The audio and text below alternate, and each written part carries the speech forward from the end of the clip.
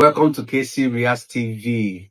Today we will dive into what's really going wrong at Manchester United under Ruben Amorim, why the system is failing, and what could happen next.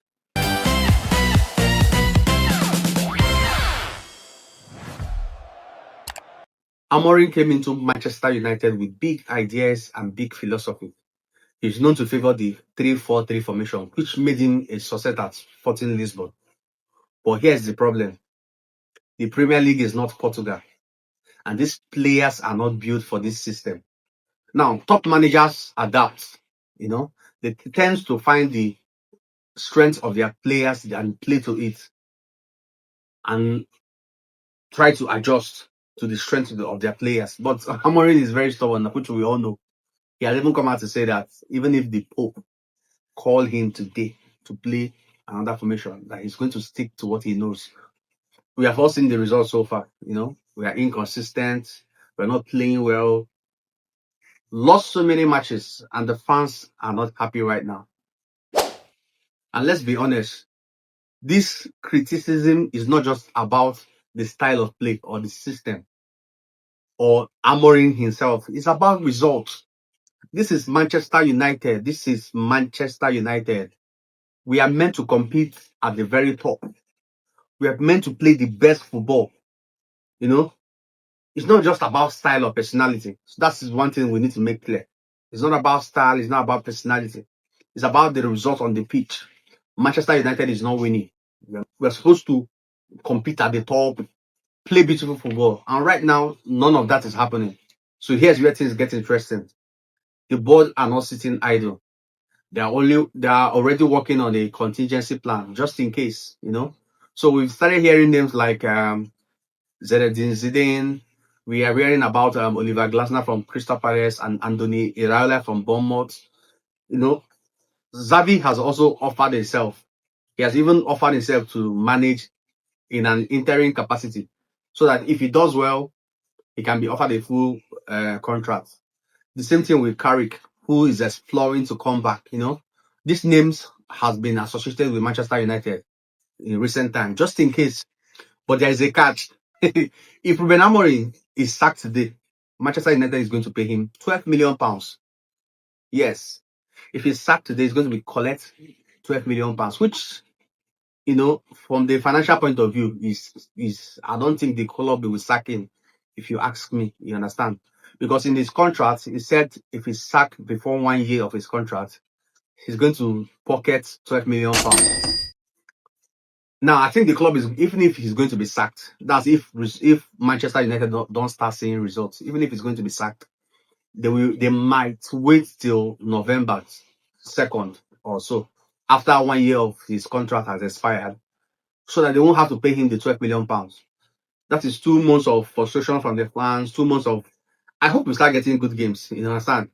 Now, no matter how bad things get, they might not actually sack him until a day after his 1 year contract expires, So where does this leave us? It leaves us in limbo, with a coach who either change something or risk losing everything. And here's the truth of the matter. 2 things can bring success at Manchester United. From one, Amorim flushes the entire system, just like Guardiola did at Manchester City. Guardiola came in, sacked everybody.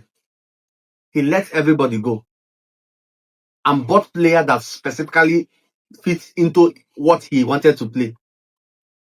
And within a few years, they started winning trophy, Man City became so big and they started winning trophy. So Amorim can actually go towards that part. That is an option. He can go towards that part, Sack almost all the whole players, buy his special players, specialty players that can play and adapt to that thing that he wants to play.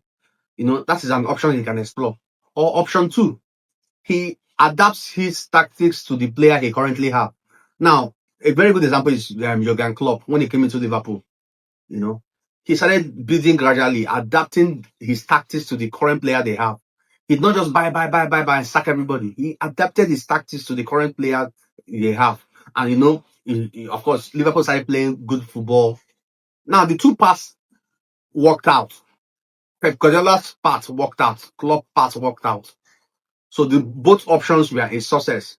But the problem is that Amorim is not doing this. He's not doing this at all. He's trying to force a system and the players look lost.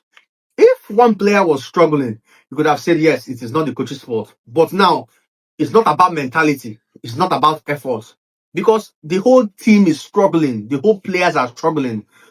Now it comes down to the coach and his methods and his man management. And this is why it is so serious, because the longer Amorim keep being stubborn and stick to this one-dimensional football, the deeper Manchester United will keep sinking. The fans are watching. And the players too. I'm not going to sit down here and say that the players are not to be blamed. The players are also to be blamed. The players are also to be blamed. Because many of them are just not good enough. I've said this thing several. Many players in Manchester United currently are not good enough to start for Manchester United. But the truth of the matter is that Amorim holds the key. He could go, like I said, he could go towards Guardiola's route, let all the players go, buy his specialty player that can play that tactics that he wants to play. Or option two, take his tactics and adapt his tactics to the players that he have on ground. Adjust a little. He needs to start being flexible. He can choose Klopp's route, adapt, adjust his tactics a little bit to fit into the players that he have on ground. He needs to be flexible. One thing is certain. What he cannot do is continue going the way he's going, because the results are speaking for themselves. Manchester is playing bad football. We are losing up and down. At Manchester United, patience is short, expectation is sky high. And as history has proven, no manager survived this club. If you are not bringing in results, you won't survive. From the time of Ole, Ragnar, Van Gaal, Mourinho.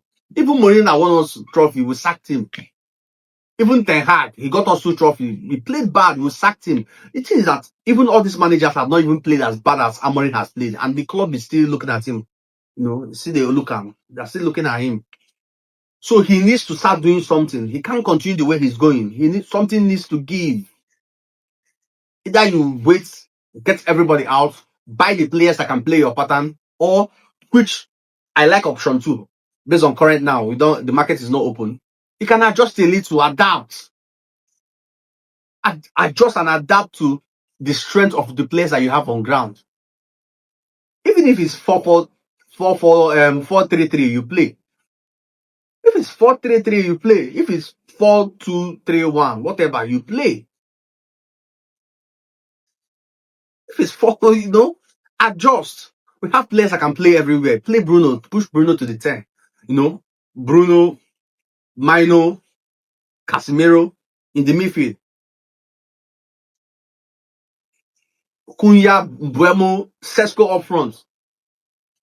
You play a back four. Dogu, Mazarawi, Delete, Euro, or Maguire. Anyone, play Lemens. You need to start adjusting so that we can start winning games. No matter, see, this is not a personal attack on Amorim or what have you. It's not a personal attack on that. I like Amorim. I like his personality. But I love Manchester United. So the message is simple. Adapt, change, adjust, and start winning matches. Simple. Or sooner than you think, you might just find another person in the dugout. This is KC Rias TV. What do you guys think? Drop your thoughts in the comment section, and I will see you on the next.